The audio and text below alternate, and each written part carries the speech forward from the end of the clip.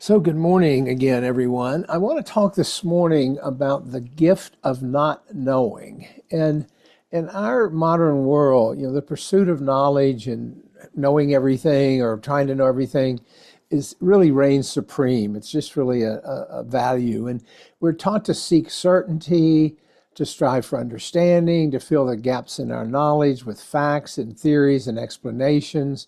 And of course, all that is valuable, and curiosity is valuable, and learning is valuable. But Buddhism offers a somewhat counterintuitive, but I think profound insight. And that is that there is beauty and freedom and growth in not knowing. And before you think I've gone off the rails here at the end of the year, let me explain this.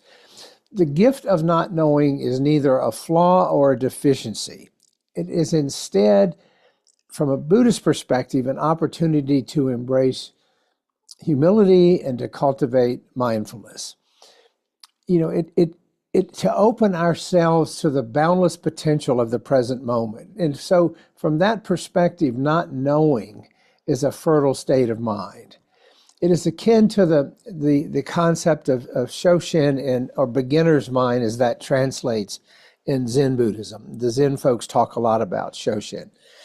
This mindset encourages us to approach life with openness, with curiosity, and a lack of preconceptions, even if we think we already have the answers. An attitude of surety, an attitude that I know everything, can really be a landmine. I am always wary of true believers who see the world in black and white terms and think that they have everything sort of locked down.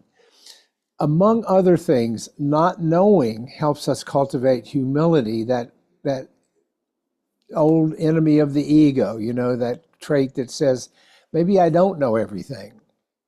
When we let go of the ego's need to know everything, we create space for deeper understanding, for fresh insights. We keep our curiosity on the front burner.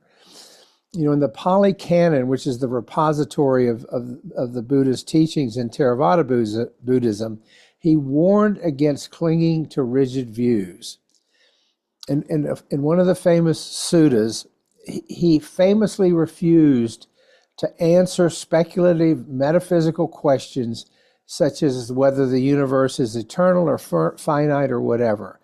Instead, he redirected his monks to pay attention to the practical path of how to achieve freedom from suffering. And in doing so, he taught that not knowing certain things is not a failure, it is a gift. It is a conscious choice to prioritize what matters most. Our actions, our intentions, the cultivation of wisdom, all of those things really thrive in the context of not knowing. So let's talk a little bit then about humility as part of this. One of the greatest gifts, I think, of not knowing is the humility that it fosters. When we admit that we don't have all the answers, we begin to weaken the grip of the ego. Remember, the ego thrives on certainty. It thrives on the illusion of control and on the belief that we can master life through sheer knowledge. If we learn enough, we can master life, we can manage it, we can control it. But we know, as we talk about here so often, this is a fool's errand. This clinging and this belief only creates greater suffering because it invariably leads to disappointment when the reality that we try to construct does not conform to our expectations. Okay, when the reality that hits us does not conform to our expectations.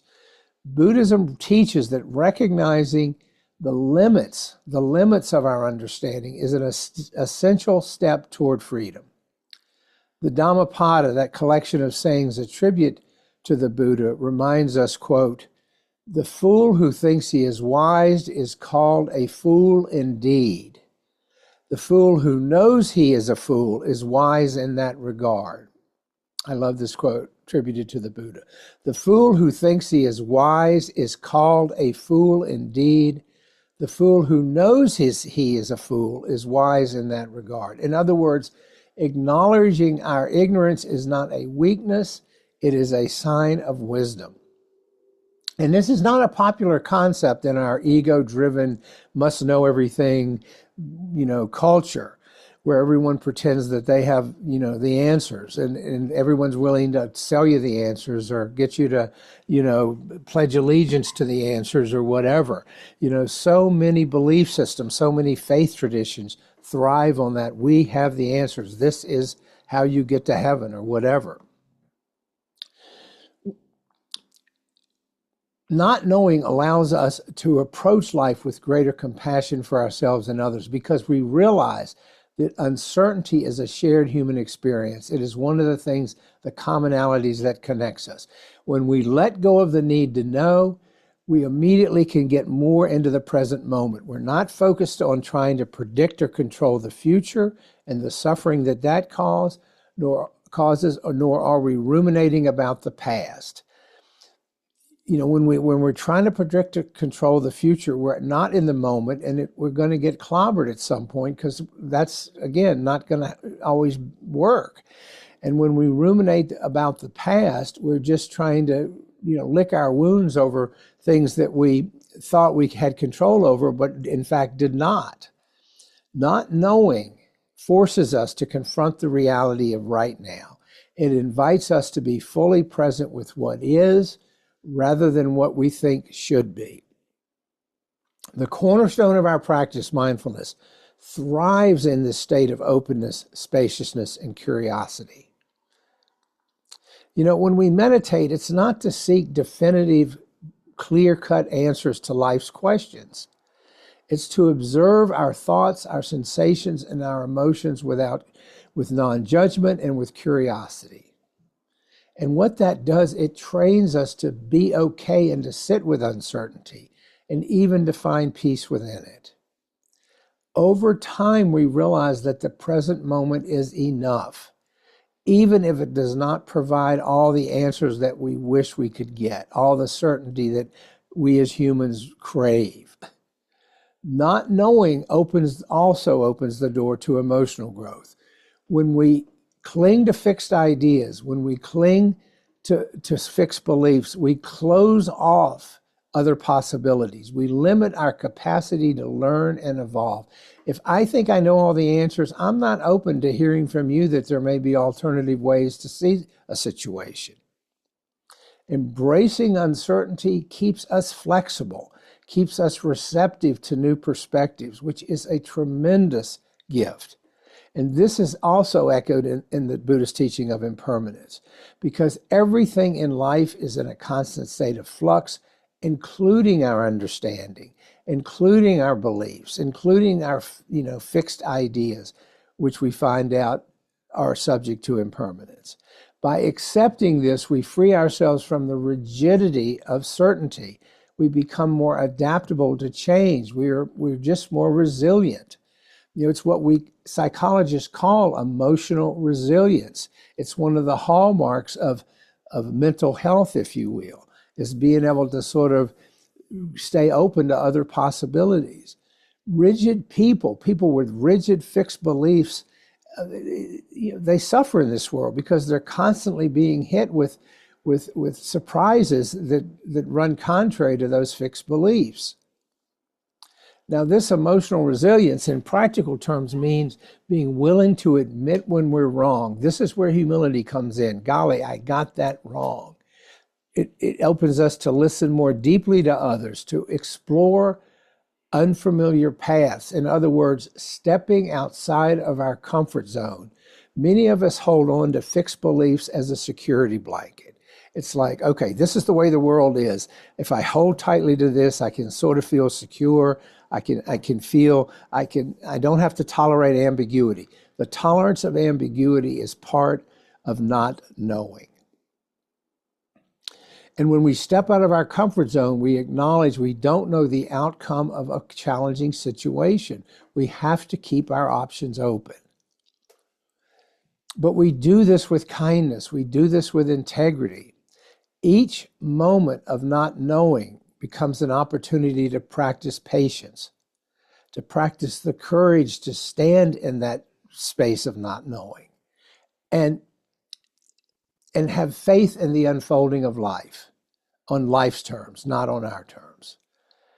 The gift of not knowing is the freedom that it brings, because when we stop grasping for certainty, clinging to how we think things are, we release a heavy burden. It is effortful to hold on to fixed beliefs. We have to constantly contort ourselves. If you listen to people with fixed belief trying to explain something that doesn't fit with that, the contortions are exhausting. Think about when you've held on to a belief and then contrary information comes in. It's not easy. It causes suffering. It causes a heavy load. Think about how much lighter our load is when we're not trying to control everything, including and especially the future. We no longer need to force answers when there are none. We no longer need to force answers when there are none, or pretend that we have everything figured out, that we've got everything locked down. That's an illusion. Instead, we rest in the spaciousness of emptiness. The Pali word is sunyata. We rest in the spaciousness of emptiness, the teaching that all phenomena lack inherent fixed existence. Because in that emptiness, we find freedom. That is the freedom of not knowing. Not in a nihilistic sense, not in a give up, it's a why bother sense, but in the sense of infinite possibility, because nothing is fixed. We're open to whatever falls in our lap, which allows us to approach life with greater equanimity. We are less reactive because we're spending less ego energy defending our positions. We're less prone to fear because we're not afraid of things turning out differently. We're more trusting in the natural unfolding of events. I want to share a quote with you from the 20th century Zen teacher who came to the West, Shunryu Suzuki. He said, quote, "In the beginner's mind, there are many possibilities, but in the expert's mind, there are few." In the beginner's mind, there are many possibilities. In the expert's mind, there are few. And by beginner's mind, he's talking there about not knowing.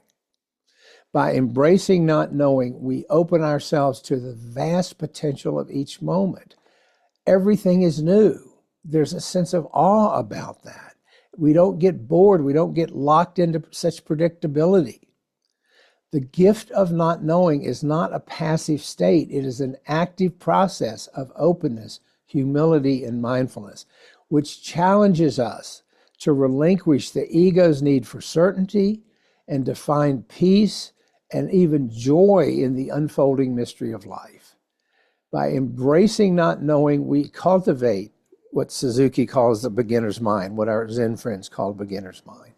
We deepen our presence in the moment. We open ourselves to growth and transformation. I spent so many of my early adulthood, thinking I had all the answers. And the older I get, as the cliche goes, the less I know. It's just the way life unfolds. And far from that being a limitation, this not knowing is a doorway to greater wisdom and freedom. It is a gift from this practice that allows us to live with greater ease and compassion, no matter what life brings. So those are some thoughts this morning on the gift of not knowing.